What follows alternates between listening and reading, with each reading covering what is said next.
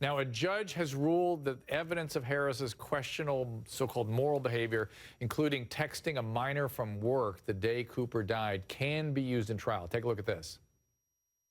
Evidence is showing us right now that he's got this whole second life that he's living with alternate personalities and alternate personas. He asked her to bend over. He asked, do you like me being a perv? Make me a huge perv. Haha. Show me more. Make me a naughty older guy. He was actually seeking out and meeting up with prostitutes and paying for sex. Again, actions speak louder than words. Sarah, the defense has its work cut out. Oh my God, what a horrific ruling for the defense.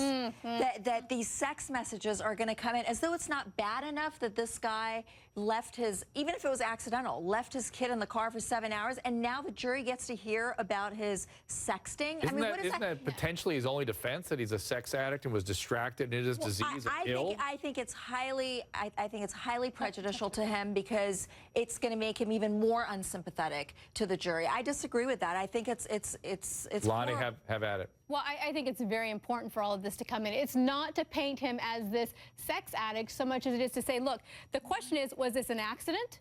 Or was this premeditated? Was this planned? And so the prosecution needs to put on evidence to show his state of mind. What was he thinking about? What did he want to do? When you talk about that he was looking up how to live a child-free life, that shows where his state of mind was. When it shows when he was looking at things of how do you kill a child in a car, that shows how he's going to get to that child-free life. When he's looking up how to survive in prison, he's looking up, well, if I get caught, this is what I'm going to do. If he's looking up the age of consent, because he was sexting a lot of underage, women, he was looking to, am I going to get caught? I mean, this is where his state of mind is. Because remember, before all of this came out, there were thousands of people coming forward when he was first arrested saying, you got the wrong person. This is the best dad out there. He loved his son. There's no way he would have ever done this on purpose. Kurt?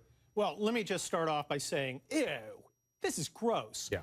But look, I have a real problem with some of this evidence coming in unless we can tie it to a lot more than just, browser history.